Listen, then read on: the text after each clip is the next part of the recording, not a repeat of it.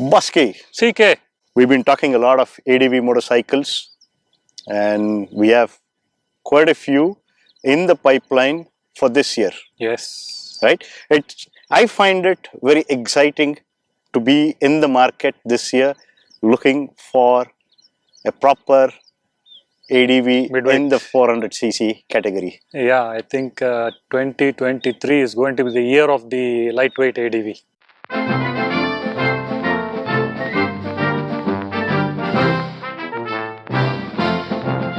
We have the Hero with a 350 or a 400. 400, yes. Triumph 350 or a 400. Exactly. And then the big daddy. The Himalaya 450. Himalayan 450.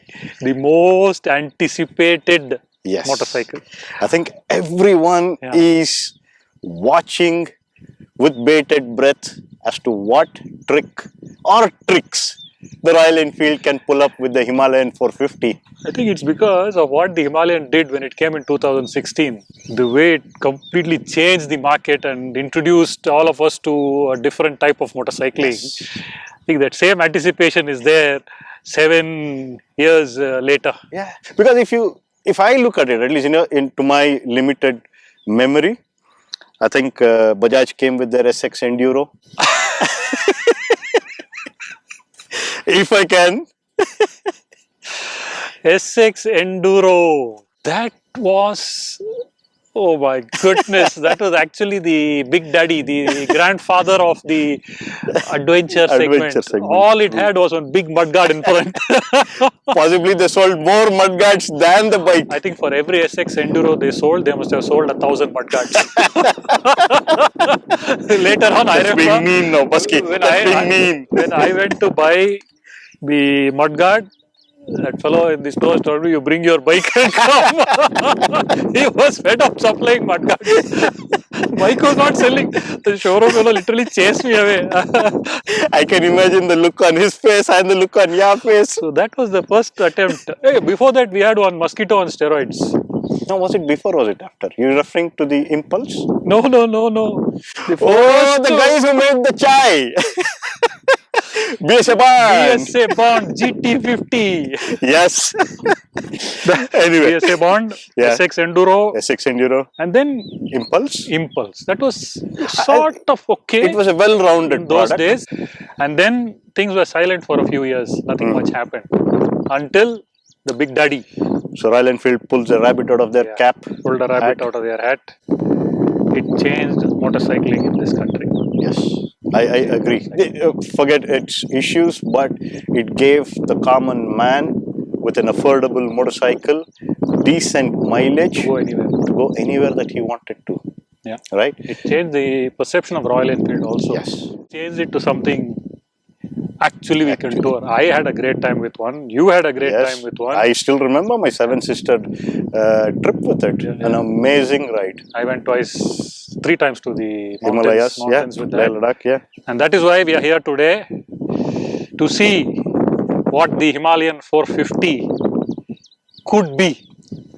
So let's do a quick jugalbandi then. Let me say. What's on it? Take one. A minimum of 30 bhp and 40 Newton meter. I love suspension. I need suspension roughly 200 millimeters in the front and the rear. 21/18 wheel size. Tubeless tube. Tubeless. Fantastic. You covered me off there. Yeah. Lightweight for me. Nothing more than 175 kilos. That's pushing it a Too bit, much? right? Because That's okay. the KTM itself is 177. Yeah. To beat the KTM is honestly pretty tough. So give it some room. Okay. Mr. Lal, I retake it then 180 kilos. Okay, that sounds sort of ballpark. 16-liter fuel tank. Awesome. I think, full LED headlight setup. Okay, I won't mind a LED setup. halogen either. Pretty sure Royal Enfield these days gives a 10,000 kilometer service. So nothing new in me asking for it. It's taken for granted. Service interval is standard. Yeah, it's taken for granted. Now, if all of this come in, Baski, I'm going to beat you to the queue and book it. No way. I am going to get it before you. I don't think I have so. connections in high places. I don't think so.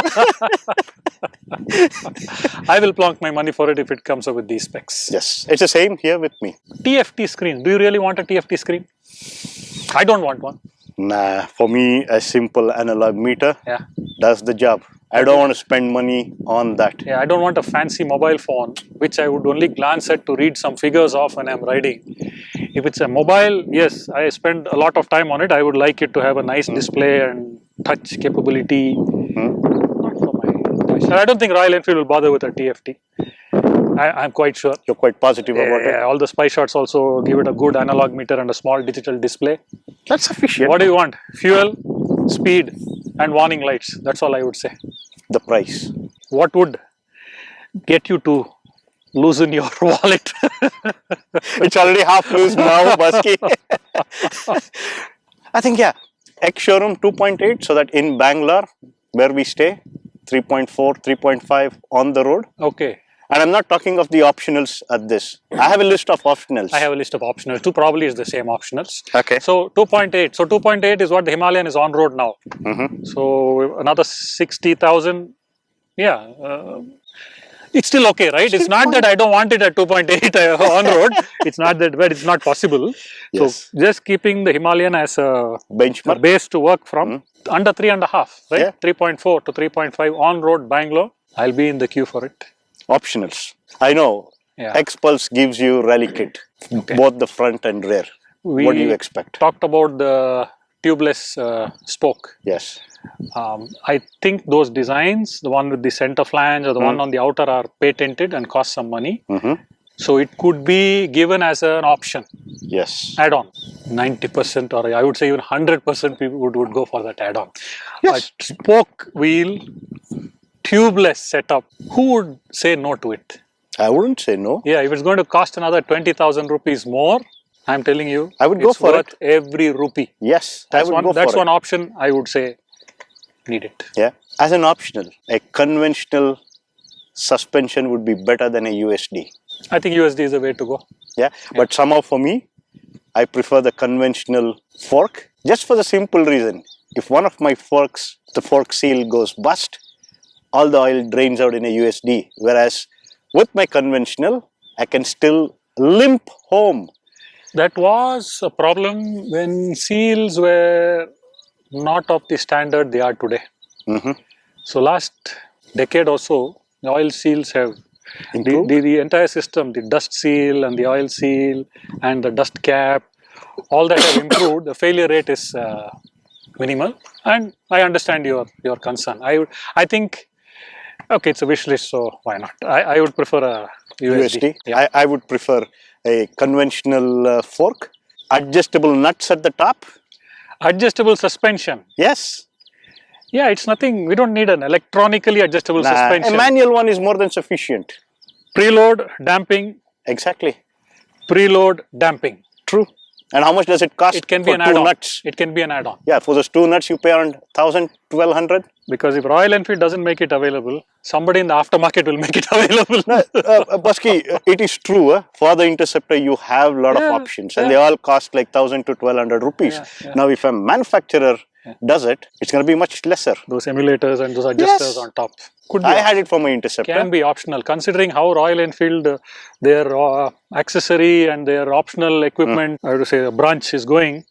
I wouldn't be surprised if they make a few things available. Yeah. Then we did speak about the spoke, tubeless, aluminium rims, utmost importance. Excel. I don't care what they do, but I think if it's going to be a spoked tubeless, it will invariably be an aluminium rim. Yes. Even if it is not going to be a spoke and tubeless, it's going to be a standard rim, please have an aluminium rim because it changes handling dramatically on any motorcycle. Yeah, that's another optional I would ask for, aluminium rim. And I would look at some decent panniers. Yeah. I may not want panniers, at least I would expect the setup where I can flop my soft luggage on. No longer a fan of hard luggage. Yeah, I used to be a big fan of hard luggage. I used to enjoy hard luggage. So I can speak well about it simply because I've been there, done it for many years, and now out of it. I think we need to have another episode purely for the luggage. We have a video coming up in a couple of weeks' time where we will, nothing new. There are 1 million videos, and this will be the 1 millionth and one to share pros, cons of hard and soft luggage. Today I'm a soft luggage person. No top case, no hard luggage. Yeah, soft luggage way to go. So yeah, panniers that can fit. Again, if Royal Enfield doesn't come up with it, somebody in the aftermarket will come up with it. So it's a no-brainer. Enfield would just be missing out on a few bucks more. Yeah. So the electronics. Pasky, yeah. Do you want? I don't want any electronics. All I want is a switchable ABS. That's it. We ride a V-Strom, the last of the Mohicans. No major electronics. So TC on and off. Just got a TC on and off. Yeah. And I prefer something like that. Yeah. Just a switchable ABS. How about you? Yeah, same. Switchable ABS. I don't care for TC. See, Wishlist can go on and on and on and on. All what we want to do is make it a practical list, achievable list, reasonable, and not make it too demanding. So switchable ABS. That's all the electronics. Yes. If there is going to be traction on and off, yeah, why not? That's okay. But hey, and a 6-speed gearbox. Yeah, very importantly, Yeah, 6-speed. a 6-speed I think it gearbox. should come with a 6-speed. It's a water cooled. It's a water cooled. It's the first water cooled engine from Royal Enfield ever. If it was 10 years back, when I say a first something for Royal Enfield, I'd be a bit cagey, a bit worried about. We'll wait for a few years, then let it stabilize, and then I will buy the product. Yes. Ever since the UK Tech Center has come online, I think the last releases, right from the Interceptor, the Meteor, the all-new Classic, everything's changed, nothing's changed in that.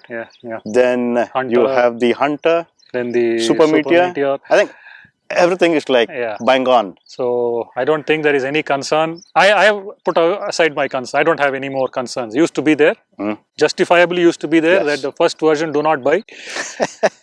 Now I think that concern is doesn't need to be there. Water cooled. Water cooled is what gives it that potential to put out that kind of power.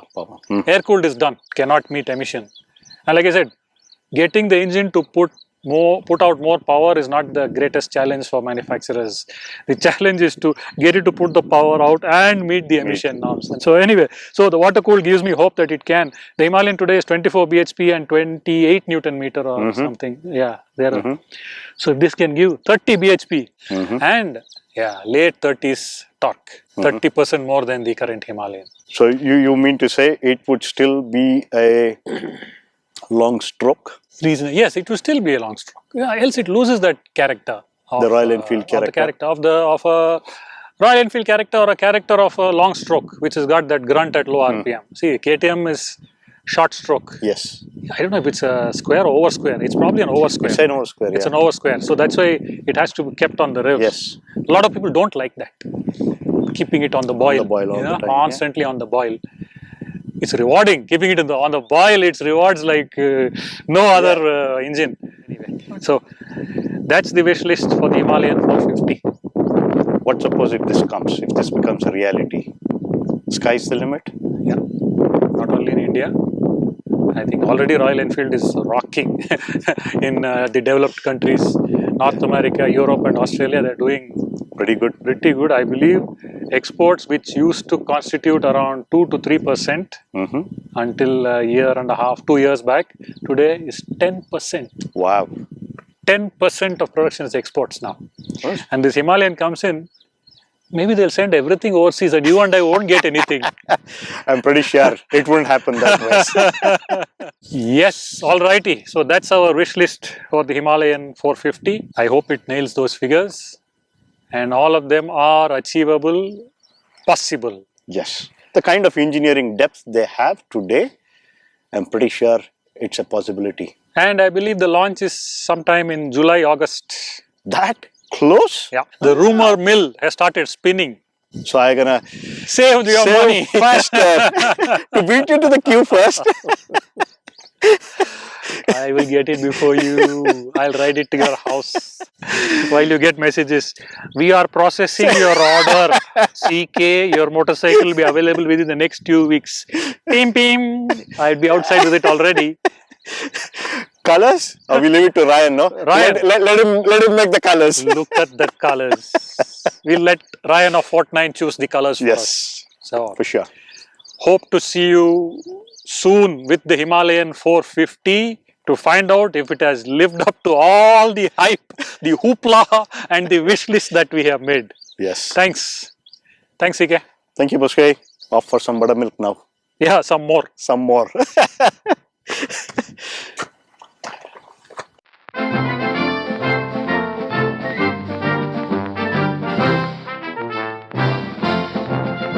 I'm very excited today. Why are you so excited today? Shooting for the first time on BBC. Okay. From AOU, it is BBC now. Yes, AOU, it is now BBC. Yeah, everything is the same except the name. Like when Binaka became Sibaka. Sibaka.